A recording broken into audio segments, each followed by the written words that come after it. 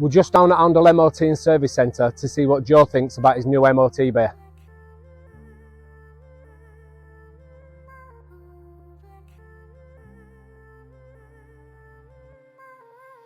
Hi Joe. Right. So, right at the very beginning, when you first decided to put an MOT Bay in your garage, what made the decision?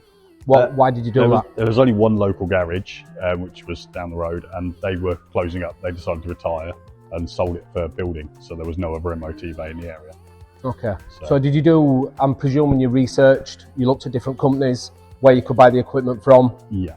DVSA application. What were your thoughts on that, about doing it? I'll be honest, a lot of the companies I approached never even got in touch with me, didn't respond. Really? It was just a nightmare.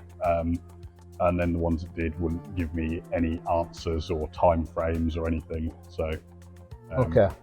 Then we decided just to have a company in to manage it all, because it was too much hassle chasing everyone. And that was Concept? Yes. Yeah. Okay, so throughout the process then, from Concept getting involved, how have you found the process from start to finish, including the DVSA side of things, the install, and even afterwards, right up to sign off? Yeah, it's been fine, to be honest. Every time I have an issue, I just ring you and make you deal with it. Standard? No, it's been fine. Yeah, obviously the DVSA application, you guys dealt with it all, so I didn't do any of that side of the paperwork really. You just told me what I needed to give you and then you dealt with it. So it was fairly straightforward for me. And you recently signed off?